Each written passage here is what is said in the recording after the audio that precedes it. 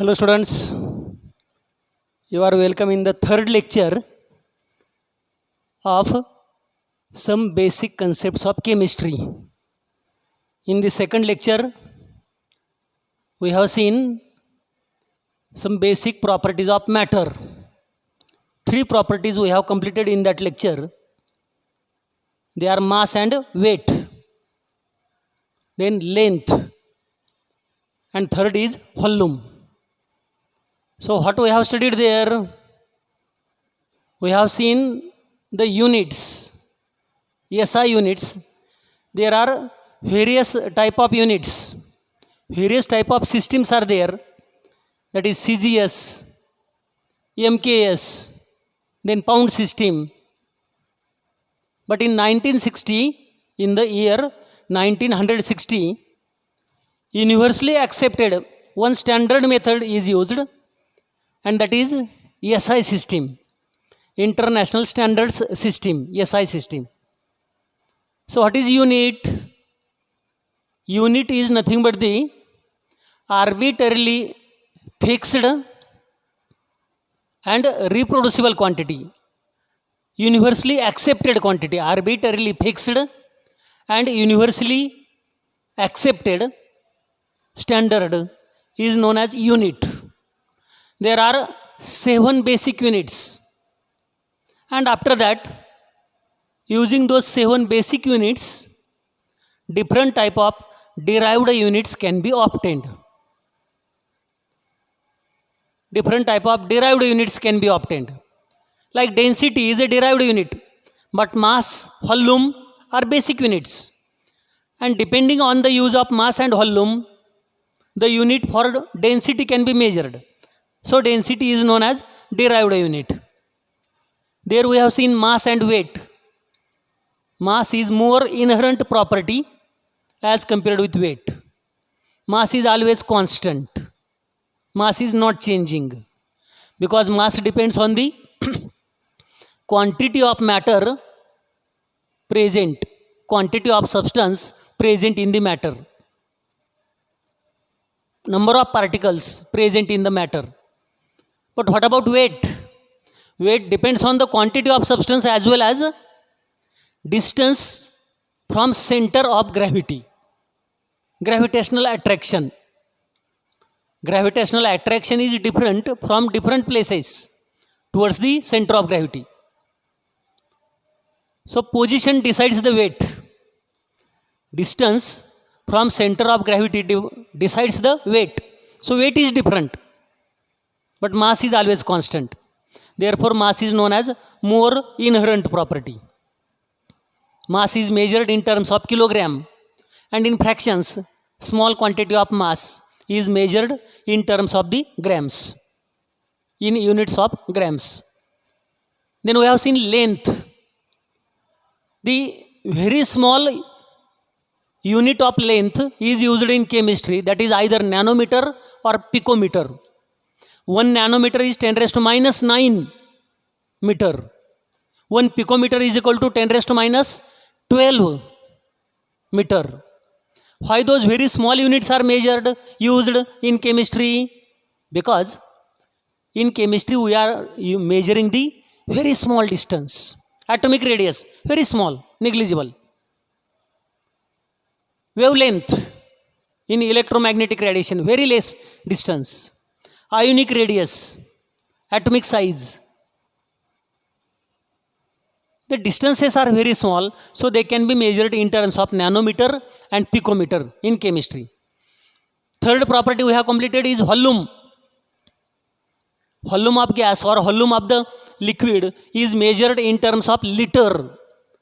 Liter, that is nothing but decimeter cube. That is conventional unit. But what is SI unit? Meter cube. And 1 meter cube is equal to 10 raised to 3 decimeter cube, or 10 raised to 3 liter, and that is equal to 10 raised to 6 centimeter cube.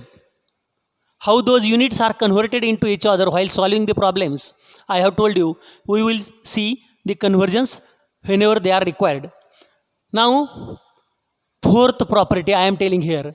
Fourth property is nothing but density of matter.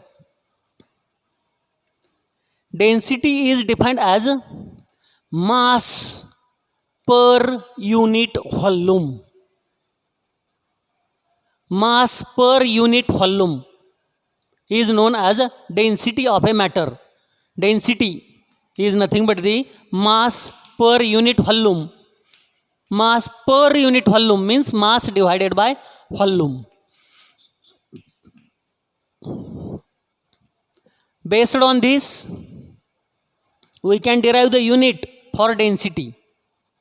If mass is taken in kilogram, suppose mass in kilogram divided by volume in meter cube,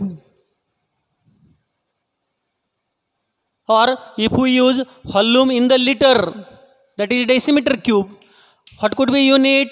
Kilogram per decimeter cube.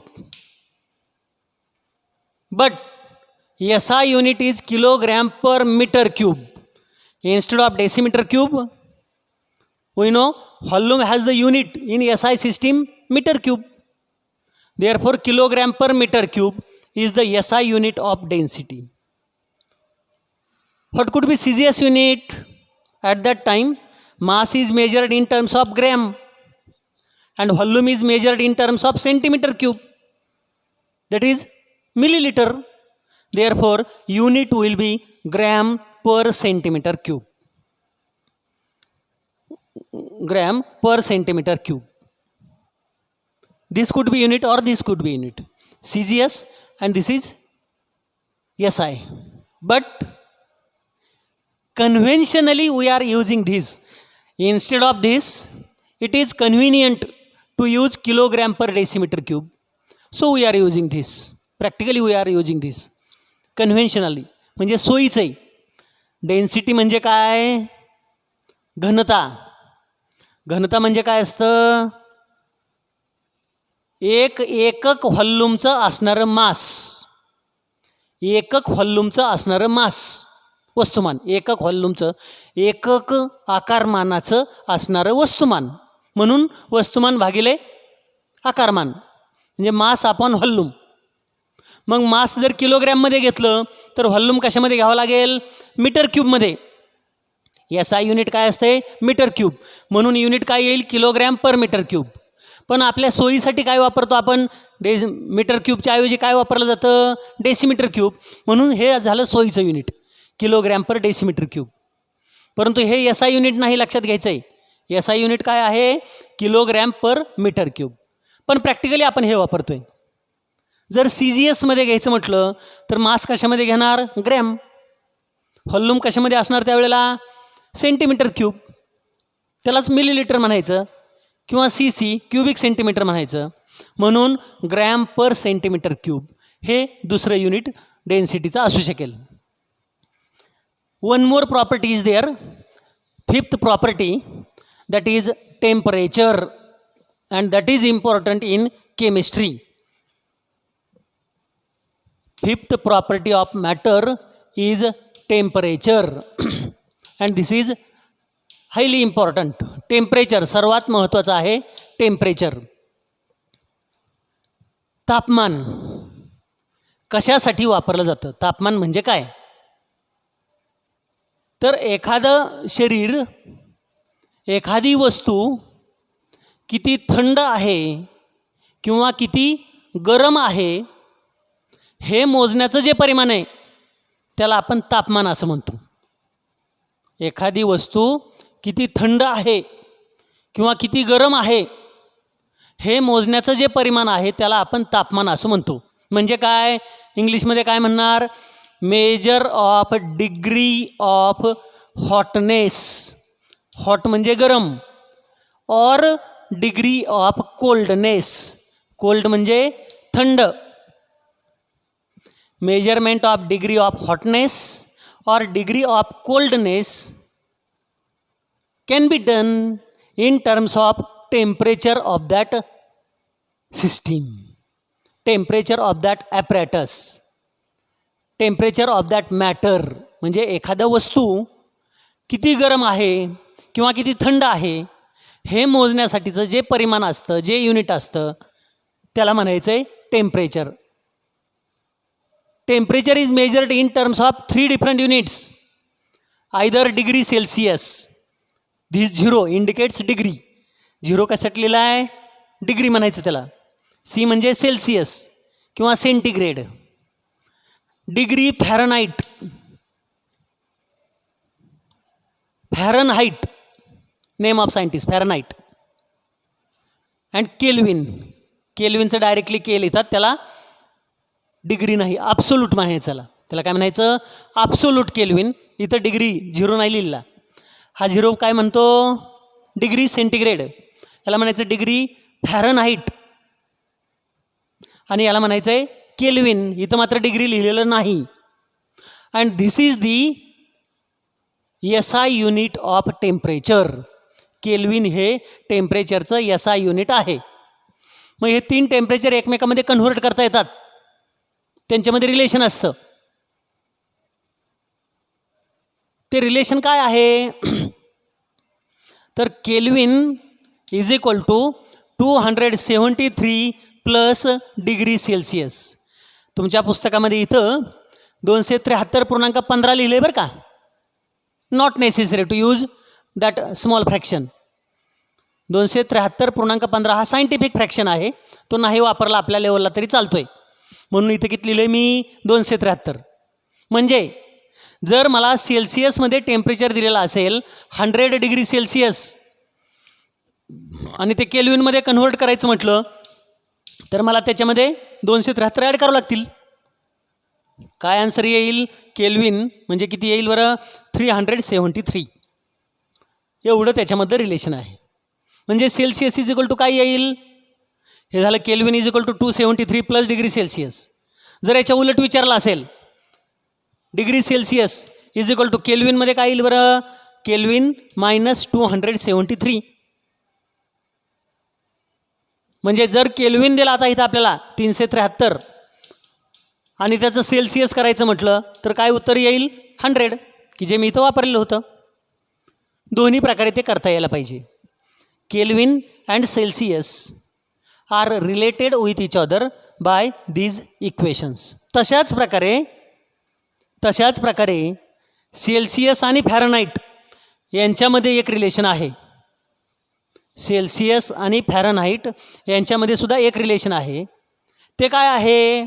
तर degree Fahrenheit will be equal to 9/5 multiplied by degree Celsius plus 32 असं ते equation आहे. Degree Fahrenheit is equal to 9/5 multiplied by degree Celsius plus 32. मग हे कसं सोडवायचं बघा. समजा हे आपल्याला दिलं 40. किती सेल्सिअस दिलं? 40 सेल्सिअस दिलं आणि विचारलं convert 40 degree Celsius into Fahrenheit. 40 degree Celsius हे फॅरनहाइटमध्ये कन्व्हर्ट करा असं जर विचारलं तर बघा काय होईल? Degree Fahrenheit is equal to 9/5 multiplied by degree Celsius किती सांगितलं आहे मी? 40 प्लस 32. आता हे 40 आणि 32ची बेरीज नाही करायची अगोदर बरं का. हा गुणाकार नेहमी अगोदर गुणाकार सोडवायचा असतो, अगोदर बेरीज नाही करायची, लक्षात घ्यायचं आहे. म्हणजे काय येईल? हे 5 8 जार 40, 5 40. मग काय येईल बरं? Degree Fahrenheit is equal to 9 8 72 आणि पुढं ते 32, म्हणजे बेरीज किती झाली? 104. अशा प्रकारे तुम्हाला ती कन्व्हर्जन्स करायची आहेत. वेगवेगळी एक्झाम्पल सोडवण्याचं इथं तुम्हाला प्रॅक्टिस करावं लागणार आहे. जर तुम्ही प्रॅक्टिस केलं तर तुम्हाला ते सोडवता येईल. पुस्तकामध्ये सुद्धा अशी काही उदाहरणं दिलेली आहेत.